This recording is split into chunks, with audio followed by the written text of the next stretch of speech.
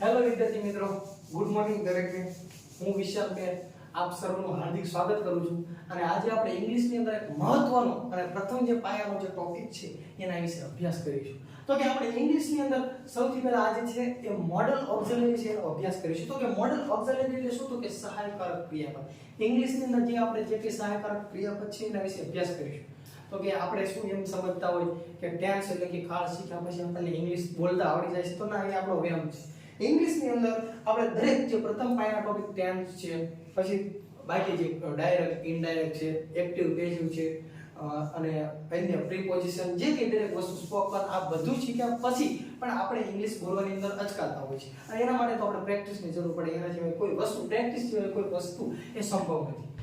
તો સૌથી પહેલા આપણે ઇંગ્લિશની જે શીખવાની શરૂઆત કરીએ ટેન્સ, એની પહેલા પણ સૌથી જો પહેલો છે ને એ આપણે શીખવા માટે જે અગત્યનો હોય તો કે મોડલ ઓક્ઝિલરી છે. ઇંગ્લિશની અંદર ઇંગ્લિશ શીખતા પહેલા તો આપણને ગુજરાતી ખ્યાલ હોવો પડે. જો આપણને ગુજરાતી ખ્યાલ હોય તો આપણે ઇંગ્લિશ સમજી શકીએ અને ઇંગ્લિશને આપણે બોલી શકીએ. તો કે ઇંગ્લિશની અંદર સૌથી પહેલા આપણે જોઈએ તો કે મોડલ ઓક્ઝિલરી. તો કે મોડલ ઓક્ઝિલરી એટલે શું થાય? તો કે સહાયકારક ક્રિયાપદ. મોડલ ઓક્ઝિલરી એટલે શું થાય? તો કે સહાયકારક ક્રિયાપદ. સહાયકારક ક્રિયાપદ એટલે શું? એનો પણ ગુજરાતી તો કે સહાયકારક ક્રિયાપદ છે એનો ગુજરાતી આપણે જોઈએ તો કે એનો શું કહીએ? Helping verb. ઇંગ્લિશની અંદર કહીએ સહાયકારક ક્રિયાપદને તો કહેવાય હેલ્પિંગ વર્બ. તો આ વર્બ એટલે શું? તો કે વર્બ એટલે શું થાય? તો ક્રિયાપદ ગુજરાતીની અંદર. અને હેલ્પિંગ એટલે શું? તો કે સહાય કરે, મદદ કરે. એટલે આ સહાયકારક ક્રિયાપદ એટલે કે હેલ્પિંગ વર્બ. એટલે કે આપણને ઉપયોગી હોય એવા ક્રિયાપદ. ઇંગ્લિશની અંદર આપણને ઉપયોગી હોય એવા ક્રિયાપદ આપણને બધાને ખ્યાલ છે. સૌથી પહેલા તો આપણે આ બધી જે આની વાક્ય રચના છે, કર્તા પ્લસ મોડલ, મુખ્ય ક્રિયાપદ, કર્મ, અન્ય શબ્દ, આ બધું સમજવું જોઈએ. તો બધું સમજતા પહેલા આપણે સૌથી પહેલા જે શરૂઆત કરીએ તો કે કર્તાથી કરીએ. કર્તા એટલે શું? મોડલ એટલે શું? મુખ્ય ક્રિયાપદ એટલે શું? કર્મ એટલે શું? અન્ય શબ્દ એટલે શું? તો કે સૌથી પહેલા આપણે જોઈએ તો કે કર્તા. તો કે કર્તા એટલે શું? તો કે જે વ્યક્તિ ક્રિયા કરે એને કર્તા કહેવાય. તો પહેલા આપણને એ જ નથી ખબર હોતી જે વ્યક્તિ એટલે શું, જે વ્યક્તિ ક્રિયા કરે એટલે શું. તો કે આપણને ક્રિયા એટલે શું એ નથી ખબર, કર્તા એટલે શું એ નથી ખબર. હું તમને કહું છું કર્તા એટલે શું? તો કે જે વ્યક્તિ ક્રિયા કરે તેને શું કહેવાય? તેને કર્તા કહેવાય. સમજો, જે વ્યક્તિ ક્રિયા કરે તેને શું કહેવામાં આવે છે? કર્તા કહેવામાં આવે છે. તો આપણને પાછી એ જ નથી ખબર કે ક્રિયા એટલે શું. જે વ્યક્તિ ક્રિયા કરે એને કર્તા કહેવામાં આવે. દાખલા તરીકે હું અત્યારે ક્રિયા કરી રહ્યો છું, હું અત્યારે તમને ભણાવી રહ્યો છું. તો હું ભણાવી રહ્યો છું, આ ક્રિયા કોણ કરી રહ્યો છું? કોણ કરી રહ્યું છે? તો કે હું કરી રહ્યો છું. તો આ ક્રિયા, તમને ભણાવવાની ક્રિયા હું કરી રહ્યો છું, તો હું કર્તા કહેવાય. શું કહેવાય? કર્તા કહેવાય. હું તમને કહું, હું તમને ભણાવી રહ્યો છું. તો જો આ ભણાવવું એટલે શું થાય? તો કે ક્રિયા છે. ભણાવવું એટલે શું થાય? તો કે ક્રિયા છે. કોણ ભણાવી રહ્યું છે? તો કે હું. તો હું શું છું? કર્તા છું. તો તમને વાક્યની અંદર સૌથી પહેલા તો કર્તા ગોતતા આવડવું પડે. અને કર્તા ગોતવું હોય તો કોણ વડે પ્રશ્ન પૂછે ને ત્યારે આપણને શું મળે છે? કર્તા મળે. શું મળે છે? ક્યાં પ્રશ્ન પૂછવાનો? વાક્યની અંદર. વાક્યની અંદર કયો પ્રશ્ન પૂછવાનો? તો કે કોણ. વાક્યની અંદર જ્યારે કોણ વડે પ્રશ્ન પૂછે ને ત્યારે આપણને જે જવાબ મળે એને કર્તા કહેવામાં આવે. શું? હું તમને ભણાવી રહ્યો છું. તો કે કોણ તમને ભણાવી રહ્યો છે? જોઈજો, કોણ તમને ભણાવી રહ્યો છે? તો કે હું. આ તમને શું મળ્યું? કર્તા મળ્યું. એના પછી આપણે આગળ જોઈએ તો કે મોડલ. તો કે મોડલ શું છે? તો કે ઇંગ્લિશની અંદર કેન છે, could છે, may છે, might, would, should, have to, has to, ought to, would, આવા ઘણા બધા મોડલ છે. તો કે આ બધા મોડલ છે એ મોડલનો ઉપયોગ આપણે હેલ્પિંગ વર્બ તરીકે થાય છે અને ઇંગ્લિશની અંદર આપણે ઉપયોગી બને છે. એ દરેક મોડલ છે એના વિશે આપણે અલગથી અભ્યાસ કરવાનો છે. દરેક મોડલ વિશે અભ્યાસ કરવાનો છે. પણ સૌથી પહેલા તો આપણે વાક્ય રચના છે ને સમજવી જરૂરી છે. વાક્ય રચના સમજવી જરૂરી છે. તો આ કર્તા સમજ્યા પછી આપણે મોડલ વિશે અભ્યાસ કરવાનો છે. પણ આ જે ક્રિયાપદ છે એના વિશે અભ્યાસ કરવો. તો કે આ મુખ્ય એટલે શું? તો કે મુખ્ય ક્રિયાપદ. તો મુખ્ય ક્રિયાપદ પાછું છે ને કહેવાય. જો મેં તમને પહેલા જ કીધું કે ઇંગ્લિશ તમારે શીખવું તો પહેલા ગુજરાતી આપણને ખ્યાલ હોવો પડે. તો કે આ ક્રિયાપદ એટલે શું એ જો આપણને નથી ખબર હોય, ક્રિયાપદ એટલે શું એ આપણને આજના સમયની અંદર ખબર નથી, એટલે આપણે ઇંગ્લિશ બોલતા અટકાવીએ છીએ. તો કે ક્રિયાપદ એટલે શું? તો કે ક્રિયા એટલે કે આપણને ખ્યાલ છે નાચવું, ગાવું, કૂદવું, જોવું, જમવું, પીવું, દોડવું આ બધી ક્રિયા છે. તો આ ક્રિયાપદ છે ને ક્રિયાપદના 5 પ્રકાર પડે છે. 5 પ્રકાર પડે છે. અને એને ઇંગ્લિશ ની અંદર આપણે કઈ રીતે તો કે V1, V2, V3, V4, V5 એ રીતે આપણે એને સમજીએ. તો કે તમે એમ જો કે ઇંગ્લિશ ની અંદર તો 26 અક્ષર છે, શા માટે V તમે લખ્યો? તો કે V એટલા માટે લખ્યો, ઇંગ્લિશ ની અંદર આપણે ક્રિયાપદને શું કહીએ છીએ તો કે ક્રિયાપદને શું કહેવામાં આવે છે? અહીંયા લખું છું વર્બ. વર્બ એટલે શું થાય તો કે ક્રિયાપદ. તો આ વર્બ નો મેં V લીધો ને એટલે આ V લખ્યો. તો V1 એટલે શું? તો V1 આપણે એને કહીએ કે જે મુખ્ય ક્રિયાપદ હોય ને, મુખ્ય ક્રિયાપદ. પ્રશ્ન પાછો હવે એ થાય કે મુખ્ય ક્રિયાપદ એટલે શું? પાછું પ્રશ્ન છે ને, મુખ્ય ક્રિયાપદ છે ને કહેવાય, કારણ કયું મુખ્ય ક્રિયાપદ નો કહેવાય. તો હું તમને એક ઉદાહરણ દ્વારા સમજાવું છું, અહીંયા લખું છું, ધ્યાનથી સમજજો. આ ક્રિયાપદ V1, V2, V3, V4 અને V5. તો દાખલા તરીકે હું તમને એક ઉદાહરણ લઉં છું, દાખલા તરીકે પ્લે. તો આપણને ખ્યાલ છે પ્લે એટલે રમ. તો આ પ્લે છે ને એની પાછળ તો મેં જો નથી s લખ્યો કે નથી es લખ્યો, એટલે કે પ્લે નું મેં પ્લેસ નથી કર્યું, કે આ પ્લે છે ને એની પાછળ મેં નથી ing લગાવ્યું. એટલે શું? તો કે મેં પ્લે નું નથી પ્લેઇંગ કર્યું. જો પ્લે નું પ્લે રાખ્યું છે, પ્લે ની પાછળ મેં s કે es એટલે કે પ્લેસ નથી કર્યું કે પ્લે નું પ્લેઇંગ નથી કર્યું. કે નથી તો મેં પ્લે છે એની પાછળ ed લગાવ્યું. ed એટલે શું? કે પ્લે નું મેં પ્લેડ નથી કર્યું.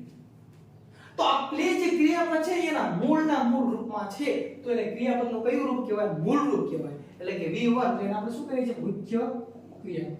એટલે આપણે તમે હવે સમજાવીશું કે મુખ્ય ક્રિયાપદ એટલે શું? તો કે ક્રિયાપદની પાછળ સાદા અર્થની અંદર કહું તો કે ક્રિયાપદ છે એની પાછળ ના તો s કે s લાગે કે ના ing લાગે, અને આપણે એવું ભૂતકાળમાં આપણે એ જ સમજે જે ed હોય ને ભૂતકાળ કહેવાય. તો કે આ જે ક્રિયાપદની પાછળ આપણે ed શબ્દ નથી લગાડતા, એનું મૂળ રૂપ કહેવાય સાદા અર્થમાં. તો આ V2 એટલે કે ક્રિયાપદનું બીજું રૂપ. V2 એટલે શું? તો કે યાદ રાખજો વિદ્યાર્થી મિત્રો, V2 એટલે કે ક્રિયાપદ છે ને એનું ભૂતકાળનું રૂપ. કયું રૂપ? ભૂતકાળનું. અને V3 એના જેવો જ શબ્દ છે, ધ્યાનથી સમજજો. V3 એટલે શું? તો કે ક્રિયાપદ છે ને એનું ભૂત કૃદંતનું રૂપ. V2 એટલે કે ક્રિયાપદ છે એનું ભૂતકાળનું રૂપ, અને V3 એટલે કે ક્રિયાપદ છે એનું ભૂત કૃદંતનું રૂપ. બેમાં ફરક શું છે?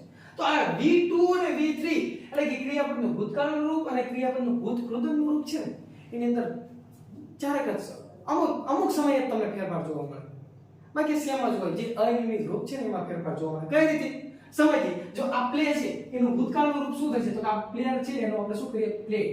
પાછળ જો ed આપણે બોલ્યું તો ed લગાવીએ એટલે ભૂતકાળ થતું હોય છે મોટા ભાગે. તો એનું ત્રીજું રૂપ શું થાય છે? એટલે કે ભૂત કૃદંતનું રૂપ. તો કે પ્લે છે એનું પ્લેઇડ જ થાય છે. શું થાય છે? પ્લેઇડ જ થાય છે. પણ ઘણીવાર બધી આ ed નથી લાગતું તો આપણે બધી એડિટ કરીએ, આપણને ન ખબર હોય એટલે ભૂતકાળ કરવું હોય એટલે ed દેવો, અને આપણે એમ જ સમજીએ ed એટલે કે ભૂતકાળ. આ ઘણીવાર અનિયમિત રૂપ જોવા મળે છે. કઈ રીતે? બીજું ઉદાહરણ તમને આપું, દાખલા તરીકે write. write એટલે શું થાય? તો કે લખ. જો આની પાછળ નથી s કે s કે નથી ing કે નથી ed, તો write એ મૂળ રૂપમાં જ છે, તો આ ક્રિયાપદનું મૂળ રૂપ છે. આનું ભૂતકાળનું રૂપ શું થાય છે? ed નહીં લાગે કે write તો ન કહેવાય. આને ભૂતકાળનું રૂપ wrote. wrote એટલે શું થાય? લખવું તેવું. અને આનું ભૂતકૃદંતનું રૂપ ત્રીજું રૂપ શું થાય છે? તો કે return. શું થાય છે? return. જો આયા પ્લે હતું તો કે પ્લેડ નું ભૂતકાળ પ્લેડ અને ભૂતકૃદંત પ્લેડ, એટલે કે બંને ed આવી. અહીંયા એવું નથી. મૂળ રૂપ હતું write, તો કે write નું write થાય, પણ ભૂતકાળનું રૂપ wrote થયું અને ત્રીજું રૂપ return થયું. તો આ જે બીજું રૂપ છે એને ભૂતકાળનું રૂપ કહેવાય, અને ત્રીજું રૂપ છે એને શું કહેવાય? ભૂતકૃદંતનું રૂપ કહેવાય. હવે તમે સમજાય છો આવા ઘણા બધા અનિયમિત રૂપ હોય. દાખલા તરીકે ત્રીજું જ ઉદાહરણ કહું, ટીચ એટલે શું થાય? ટીચ એટલે ભણાવવું થાય. આપણે શું કરતા? ટીચર. ભૂતકાળનું રૂપ કરીએ તો આપણે શું કરીએ? ટીચર. ટીચર ન થાય શું કહેવાય? ટોટ. TAUGHT. અને ત્રીજું રૂપ એટલે કે ભૂતકૃદંતનું રૂપ પણ શું કહેવાય? ટોટ. TAUGHT. તો કે ક્રિયાપદનું પહેલું રૂપ, ક્રિયાપદનું બીજું રૂપ અને ક્રિયાપદનું ત્રીજું રૂપ, આ ત્રણ રૂપ તમે સમજાય છે? સમજાય હશે. આગળ જોઈએ તો કે V4. V4 એટલે શું? તો કે ક્રિયાપદનું ચોથું રૂપ, એટલે V4 કહીએ છે, પણ ચોથા રૂપની અંદર આવે શું? તો કે તમે જ્યાં પણ ક્રિયાપદ છે ને ing લગાડો છો ને એ ક્રિયાપદનું ચોથું રૂપ.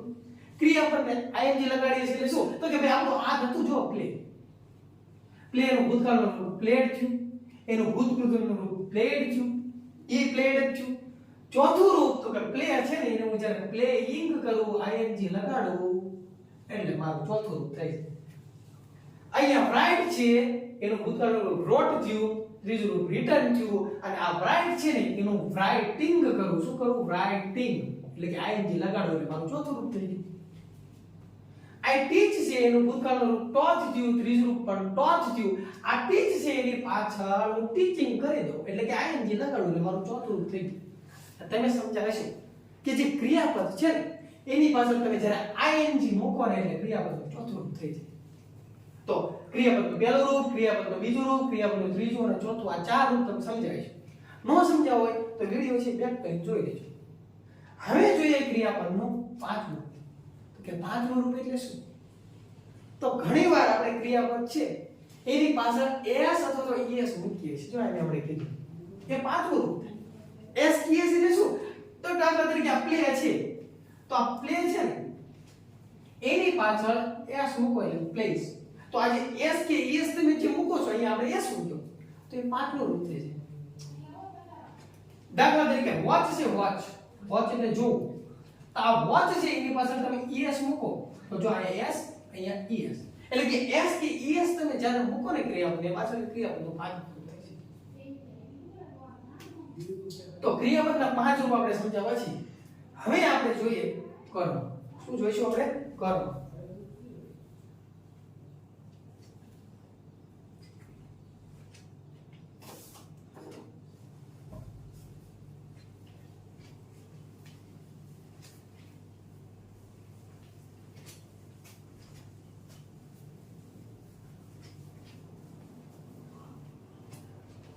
કર્મ જો વિદ્યાર્થી મિત્રો આ કર્તા છે ને એને શું કહેવામાં આવે સબ્જેક્ટ એટલે કર્તા અને જે ક્રિયા કરી કર્તા આ કર્મ છે ને કર્મ એટલે શું થાય તો કે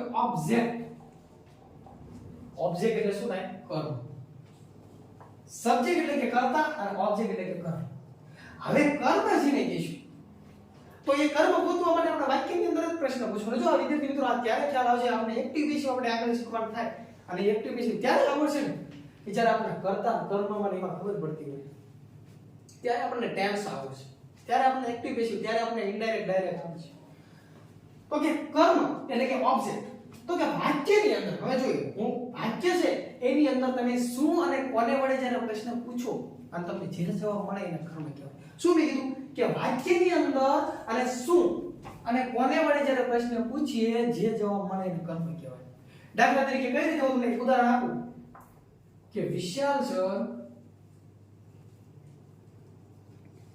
અમને અંગ્રેજી ભણાવે છે જો આખું વાક્ય છે વિશાલ સર અમને અંગ્રેજી ભણાવે છે આ વાક્યની અંદર આવો જોઈએ તો કે કર્તા અને કર્મ ક્રિયાપદ સમજી તો તમને બધાને ખબર છે કે વાક્યની અંદર કોણ વડે પ્રશ્ન પૂછીએ જે જવાબ મળે એને કર્તા કહેવાય તો આમાં કોણ અમને ભણાવે છે કોણ ભણાવે છે તો કોણ વડે પ્રશ્ન પૂછો તમને શું મળી ગયું કર્તા મળી ગયું મેં હમણાં જ કીધું કોણ વડે પ્રશ્ન પૂછો તમને કર્તા મળ્યું કોણ ભણાવે તો કે વિશાલ સર આ તમને કર્તા મળ્યું આ ભણાવવું એ ક્રિયા છે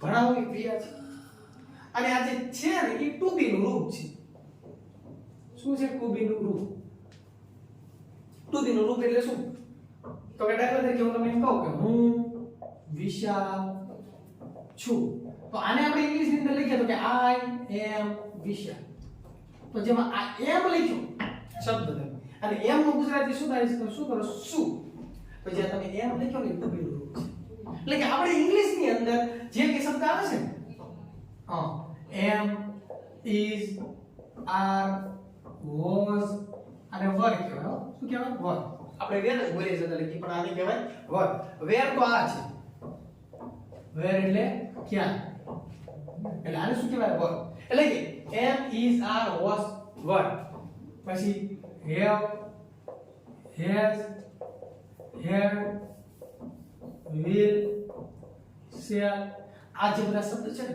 એને ટુ બી ના રૂપ કહેવામાં આવે છે તો કે આપણે ક્યાં હતા? તો કે આપણે કર્મ ગોતવાનું હતું. વિશાલ સર અમને અંગ્રેજી ભણાવે છે તો કોઈ કોણ વડે પ્રશ્ન પૂછાય તમને કરતા મળ્યું, ભણાવવું તમને ક્રિયાપદ મળ્યું, અને આ છે એ તમને શું મળ્યું? ટુ બી નું રૂપ મળ્યું. તો મેં શું કીધું? કર્મ ગોતવા માટે તમને વાક્યની અંદર કર્મ ગોતવા, વાક્યની અંદર શું અને કોને વડે પ્રશ્ન પૂછવાનો, એટલે તમને જે જવાબ મળે ને એને કર્મ કહેવાય છે. યાદ રાખજો, કોણ નહીં. કોણ વડે પ્રશ્ન પૂછ્યો ને તો તમને કર્તા મળશે. કોણ વડે શું મળશે? કર્તા મળશે. તમારે જ્યારે કર્મ ગોતવું છે ને તો કોને, કોણ અને કોનેમાં ફરક છે. કર્મ ગોતવા માટે શું અને કોને વડે પ્રશ્ન પૂછવાથી જે જવાબ મળે ને કર્મ કહેવાય. તમને તે બે પ્રશ્ન પૂછવાનો હા તો વાક્યની અંદર ઘણીવાર એવું બને કર્મ હોય નથી, ઘણીવાર કર્મ ના હોય, અને કર્મ હોય તો એવું નથી કર્મ એક જ હોય, એકથી વધારે પણ હોય. આપણે ક્રિકેટની અંદર કેમ આવે છે? કેપ્ટન અને વાઇસ કેપ્ટન. ક્રિકેટની ટીમ હોય એમાં હોય છે કેપ્ટન અને વાઇસ કેપ્ટન. તો આની અંદર પણ બે કર્મ છે. આ જે શું વડે પ્રશ્ન પૂછ્યો તો તમને જે જવાબ મળશે ને એના મુખ્ય કર્મ કહેવાય. શું કહેવાય? મુખ્ય કર્મ. અને વાક્યની અંદર જ્યારે તમને કોને વડે પ્રશ્ન પૂછ્યો જે જવાબ મળે ને એને શું કહેવામાં આવે છે? ગૌણ કર્મ કહેવાય. શું આવે છે? ગૌણ કર્મ. શું વડે પ્રશ્ન પૂછવા જે જવાબ મળે મુખ્ય કર્મ, અને કોને વડે પ્રશ્ન પૂછવા જે જવાબ મળે શું કહેવામાં આવે છે? ગૌણ કર્મ. તો આ વાક્ય છે વિશાલ સર અમને અંગ્રેજી ભણાવે છે. આ અંદર આપણે કર્મ ગોતવું છે. તો કર્મ જો શું વડે પ્રશ્ન પૂછો, શું ભણાવે છે? શું ભણાવે છે? તો શું વડે પ્રશ્ન પૂછ્યો તો તમને અંગ્રેજી મળે. શું ભણાવે છે? તો કે અંગ્રેજી. વિશાલ સર અમને ગુજરાતી ભણાવે છે. તો કે શું ભણાવે છે? તો કે ગુજરાતી. વિશાલ સર અમને ચોકલેટ આપે છે. તો કે શું આપે છે? તો કે ચોકલેટ. શું વડે પ્રશ્ન પૂછ્યો જે જવાબ મળ્યો એટલે તમારું કર્મ મળ્યું. એ કર્મ કેવું? તો કે મુખ્ય કર્મ. શું વડે પ્રશ્ન પૂછ્યો કેવું કર્મ મળે? મુખ્ય. તો કે આવો કોણ કર્મ? તો કે કોને ભણાવે છે? કોને ભણાવે છે? તો કે અમને ભણાવે છે. જો શું વડે પ્રશ્ન પૂછવાથી મળ્યું કે અંગ્રેજી. કોને ભણાવે છે? તો કે અમને. એટલે કે વાક્યની અંદર જ્યારે શું અને કોને વડે પ્રશ્ન પૂછવી જે જવાબ મળે એ કર્મ કહેવાય. તો આ અમને ભણાવે છે એ કોને વડે પ્રશ્ન પૂછવાથી મળ્યું તો એ આપણું કેવું કહેવાય છે? ગૌણ કર્મ. શું કહેવાય છે? ગૌણ. બધું સમજવું જરૂરી છે. જ્યારે એક્ટિવ પેશિવ શીખીએ ને એમાં કર્મનું મહત્વ હોય. કર્મ ખબર પડે તો એક્ટિવ પેશિવ આવડે, કાંઈ ન આવડે. આપણે ધાબા ઉડે, ધાબા.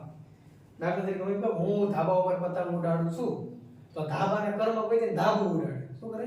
ધાબું ઉડાડે. ધાબા ઇઝ ક્લાઉડ. પછી એમ થાય ધાબા ઇઝ ક્લાઉડ બાય મી.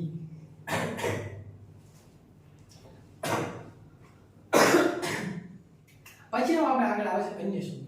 આગળ જોઈએ આપણે અન્ય શબ્દ.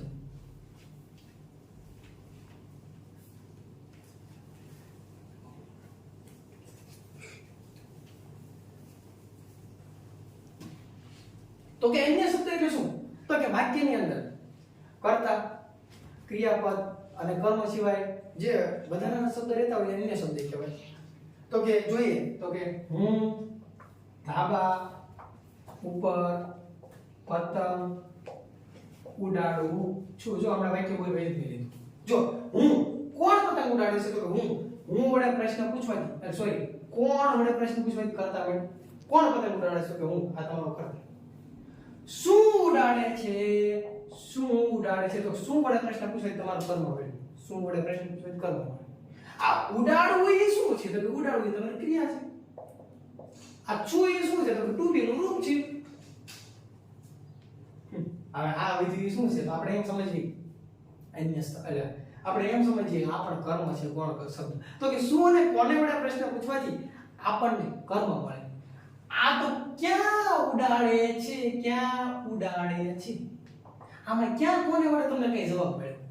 કોને વડે જવાબ મળે? કોને ઉડાડે તો કે ધાબા ઉડાડે એટલે ધાબું ઉડાડવાનું. આનો શું થાય? શું પ્રશ્ન થાય? શું પ્રશ્ન કરી શકીએ? તો કે ક્યાં ઉડાડે છે? તો ધાબા ઉપર. તો આ તમારું ધાબું રહ્યું ને શું થયું? સ્થળ છે. શું થયું? સ્થળ. એટલે જે સ્થળ હોય શેમાં આવે? અન્ય શબ્દમાં. સ્થળ હોય શેમાં આવે? અન્ય શબ્દમાં. કીધું તો ને એક્ટિવ પેશિવ કરવું હોય તો કે ધાબા ઇઝ ઓન્ડ બાય મી. ભાઈ પેશિવ વોઇસ આ ન થાય. પેશિવ વોઇસ થાય આનું. આ પતંગ છે તમારું કર્મ. એનું પેશિવ વોઇસ થાય. પતંગ નું થાય. ધાબાનું થોડું થાય. એટલે તમારું ધાબું તમારું શું કહેવાય? સ્થળ કહેવાય. એટલે ક્યાં વડે પ્રશ્ન પૂછ્યો ને સમજો, ધ્યાન રાખજો. ક્યાં વડે પ્રશ્ન પૂછે ને એટલે તમને શું મળશે? અન્ય શબ્દ મળશે. સ્થળ મળશે. હવે જ્યારે આપણે ટેન્સ શીખશું ને એની અંદર હજી કઈ શબ્દ વધારાનો આવશે. જો અન્ય શબ્દ છે ને અન્ય શબ્દ પછી એક વધારાનો શબ્દ આવશે તમને કહી દઉં. જોઈ લીજો, આ બધું ગુજરાતી સમજવું જરૂરી છે તો જ ઇંગ્લિશ આવડશે ને આ શીખી ગયા એટલે ઇંગ્લિશ ન આવડે એવું ન બને. અન્ય શબ્દ પછી અહીંયા આવે સુ સ. સુ સ એટલે શું? તો કે સૂચક શબ્દ. સુ સ એટલે શું? તો કે સૂચક શબ્દ. સૂચક શબ્દ એટલે શું? તો કે જે સમયનું સૂચન કરે. શું કરે? સમયનું સૂચન. જે સમયનું સૂચન કરે ને એને સૂચક શબ્દ કહેવાય. સમયનું સૂચન કરે એટલે શું? દાખલા તરીકે હું એમ કહું, હું આવતી કાલે ધાબા ઉપર પતંગ ઉડાડીશ. એટલે હું સમજુ આખું વાક્ય આને સમજે. આ હું તમારો કરતા હમણે જ જોઈ ગયા. ધાબા ઉપર એટલે આ તમારું સ્થળ. સ્થળ એટલે કે અન્ય શબ્દ. આ પતંગ ઉડાડવી એટલે શું વડે પ્રશ્ન પૂછતા તમને કર્મ મળ્યું. આ ઉડાડવું તમને શું થયું? તો કે આ તમારી ક્રિયા થઈ. ક્રિયાપદ. તો આ આવતીકાલ એટલે સમયનું સૂચન થયું. સમયનું સૂચન થયું એટલે શું? કે સમય દર્શાવે છે. આ આવતીકાલથી તમને ખબર પડે હા કાલ. તો આવતીકાલ એટલે સમય બતાવે છે કે આવનારો સમય. તો જે સમય બતાવે ને સમય દર્શાવે એને સૂચક શબ્દ કહેવાય. શું કહેવાય? સૂચક શબ્દ. અહીંયા હું એમ કહી દઉં, મેં ગઈકાલે ધાબા ઉપર પતંગ ઉડાડી. તો કે ગઈકાલ આ શબ્દ શું? ગઈકાલ. તમને ખબર પડે ગઈકાલ એટલે કે સમય વહી ગયો છે, જે ભૂતકાળ છે. તો ગઈકાલ પણ એક સમયનું સૂચન કરે છે. ખબર પડે છે કે ભૂતકાળની વાત છે. તો એ શું કહેવાય? સૂચક શબ્દ કહેવાય. આજે હું અત્યારે પતંગ ઉડાડી રહ્યો છું. તો કે નાવ એટલે અત્યારે. અને આજે એટલે શું? તો કે દરરોજ. આજે નો શું થાય? ટુડે એટલે આજે. આજે ઉપરથી આપણને ખબર પડે કે આજની વાત કરે છે, સમયની વાત થાય છે. નાવ એટલે કે અત્યારે ખબર પડે અત્યારની વાત થાય છે, સમય બતાવે. એવરીડે એટલે કે દરરોજ. આપણને ખબર પડે કે હા દરરોજની વાત થાય છે, હું દરરોજ સ્કૂલે જઉં છું. તો એવરીડે એટલે કે દરરોજ. આ દરરોજ એક સમય બતાવે છે. સમય સૂચવે છે કે આપણે દરરોજની વાત કરે છે. તો જે સમય બતાવે ને સૂચક શબ્દ કહેવાય. બાકીનું જે આપણે આની અંદર જે મોડલ છે can, could, may, might, must, should, have to, has to, had to, ought to, can, આ જે દરેક જે મોડલ છે એનો અભ્યાસ આપણે આગળના લેક્ચરની અંદર કરીશું.